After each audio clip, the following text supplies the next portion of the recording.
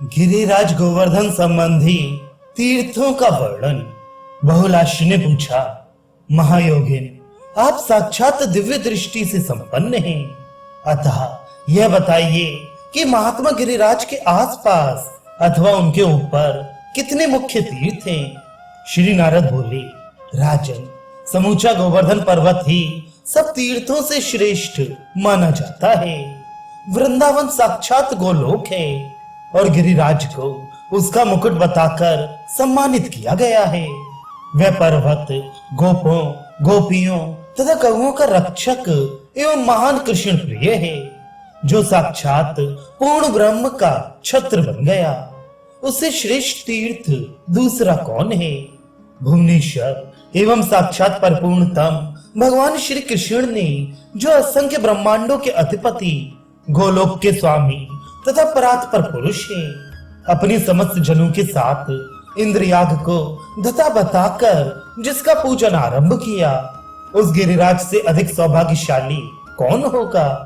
मैं थे जिस पर्वत पर स्थित हो भगवान श्री कृष्ण सदा ग्वाल बालों के साथ क्रीड़ा करते हैं, उसकी महिमा का वर्णन करने में तो चतुर्मुख ब्रह्मा जी भी समर्थ नहीं हैं। जहां बड़े बड़े पापों की राशि का नाश करने वाली मानसी गंगा विद्यमान है, विशद गोविंद कुंड तथा शुभ चंद्र सरोवर शोभा पाते हैं।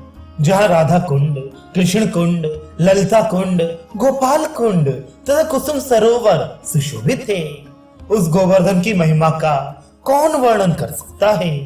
श्री कृष्ण के मुकुट का स्पर्श पाकर जहां की शिला मुकुट के चिन्ह से सुशोभित हो गई, उस शिला का दर्शन मात्र करने से मनुष्य देव शिरोमणि हो जाता है।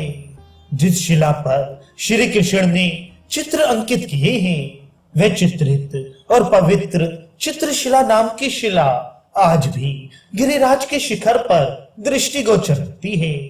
बालकों के साथ क्रीड़ा में संलग्न श्री कृष्ण ने जिस शिला को बचाया था, वह महान पाप समूहों का नाश करने वाली शिला वादनी शिला अथवा बाजनी शिला के नाम से प्रसिद्ध हुई। मैं थे जहां श्री कृष्ण ने ग्वाल बालों के साथ कंदुक क्रीड़ा की थी, उसे कंदुक क्षेत्र कहते हैं। वहां शक्रपद और ब्रह्मपद नामक तीर्थ है, जिनका दर्शन और जिन्हें प्रणाम करके मनुष्य इंद्रलोक और ब्रह्मलोक में जाता है। जो वहां की धूल में लौटता है, वह साक्षात विष्णु पद को प्राप्त होता है। जहां माधव ने गोपों की पगड़ियां चुराई थीं, वह महापापहारी तीर्थ उस पर्वत पर औषणीश नाम से प्रसिद्ध है। एक समय वहां दधि बेचने के लिए गोप बधुओं का समुदाय आ निकला। उनके नुपुरों की झनकार सुनकर मदन मोहन श्री कृष्ण ने निकट आकर उनकी राह रोक ली। वंशी और वेत्र धारण किए श्री कृष्ण ने ग्वाल बालों द्वारा उनको चारों ओर से घेर लिया और स्वयं उनके आगे पैर रखकर मार्ग में उन गोपियों से बोले, इस मार्ग पर हमारी ओर से कर वसूल किया जाता है, सो तुम लोग हमारा दान दे दो। गोपियां बोली, तुम बड़े टेढ़े हो, जो ग्वाल बालों के साथ राह रोक कर खड़े हो गए। तुम बड़े गोरस लंपट हो, हमारा रास्ता छोड़ दो, नहीं तो माँ बाप सहित तुमको हम बलपूर्वक राजा कंस के कारागार में डलवा देंगी। श्री भगवान ने कहा, अरे कंस का क्या डर दिखाती हो? मैं गौओं की शपथ खाकर कहता हूँ, महान उग्र दंड धारण करने वाले कंस को मैं उसके बंधु बांधव सहित मार डालूंगा, अथवा मैं उसे मथुरा से गोवर्धन की घाटी में खींच लाऊंगा। श्री नारद जी कहते हैं, राजन, यूं कहकर बालकों द्वारा पृथक पृथक सबके दही पात्र मंगवाकर नंद नंदन ने बड़े आनंद के साथ भूमि पर पटक दिए। गोपियां परस्पर कहने लगी, अहो, ये नंद का लाला तो बड़ा ही ढीठ और निडर है, निरंकुश है, इसके साथ तो बात भी नहीं करनी चाहिए। ये गांव में तो निर्बल बना रहता है और वन में आकर वीर बन जाता है। हम आज ही चलकर यशोदा जी और नंदराय जी से कहती हैं। यूं कहकर गोपियां मुस्कुराती हुई अपने घर को लौट गईं। इधर माधव ने कदम और पलाश के पत्ते के दोने बनाकर बालकों के साथ चिकना चिकना दही ले लेकर खाया।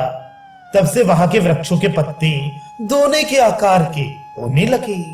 निरपेश्वर वह परम पुण्य क्षेत्र द्रोण नाम से प्रसिद्ध हुआ। जो मनुष्य वहां दही दान करके स्वयं भी पत्ते में रखे हुए दही को पीकर उस तीर्थ को नमस्कार करता है, उसकी गोलोक से कभी च्युत नहीं होती। जहां नेत्र मूंद कर माधव बालकों के साथ लुका छुपी के खेल खेलते थे, वहां लौकिक नामक पापनाशन तीर्थ हो गया। श्री हरि की लीला से युक्त जो कदम्ब खंड नामक तीर्थ है, वह सदा ही श्री कृष्ण लीलारत रहते हैं। इस तीर्थ का दर्शन करने मात्र से नर नारायण हो जाता है। मैथिल, जहां गोवर्धन पर रास में श्री राधा ने श्रृंगार धारण किया था, वे स्थान श्रृंगार मंडल के नाम से प्रसिद्ध हुआ। नरेश्वर, श्री कृष्ण ने जिस रूप से गोवर्धन पर्वत को धारण किया था, उनका वही रूप श्रृंगार मंडल तीर्थ में विद्यमान है।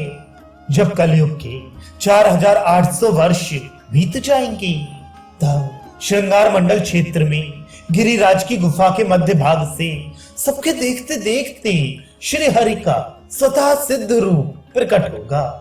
नरेश्वर, देवताओं का अभिमान चूर्ण करने वाले उस स्वरूप को सज्जन पुरुष श्रीनाथ जी के नाम से पुकारेंगे।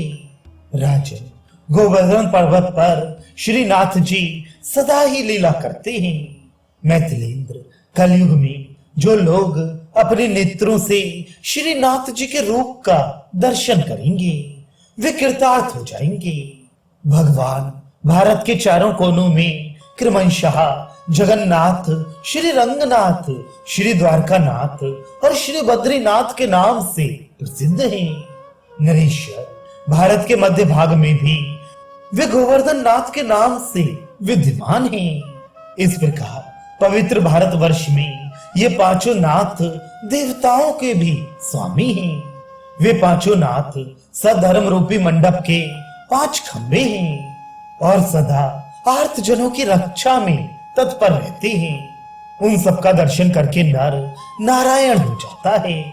जो विद्वान पुरुष इस भूतल पर चारों नाथों की यात्रा करके मध्यवर्ती देव दमन श्री गोवर्धन नाथ का दर्शन नहीं करता, उसे यात्रा का फल नहीं मिलता। जो गोवर्धन पर्वत पर देव दमन श्री नाथ का दर्शन कर लेता है, उसे पृथ्वी पर चारों नाथों की यात्रा का फल प्राप्त हो जाता है। मैथिल, जहां ऐरावत हाथी और सुरभि गौ के चरणों के चिन्ह हैं, वहां नमस्कार करके पापी मनुष्य भी वैकुंठ धाम में चला जाता है। जो कोई भी मनुष्य महात्मा श्री कृष्ण के हस्त चिन्ह का और चरण चिन्ह का दर्शन कर लेता है, वह साक्षात श्री कृष्ण के धाम में जाता है। नरेश्वर, ये तीर्थ, कुंड और मंदिर गिरिराज के अंगभूत हैं। उनको बता दिया। अब और क्या सुनना चाहते हो?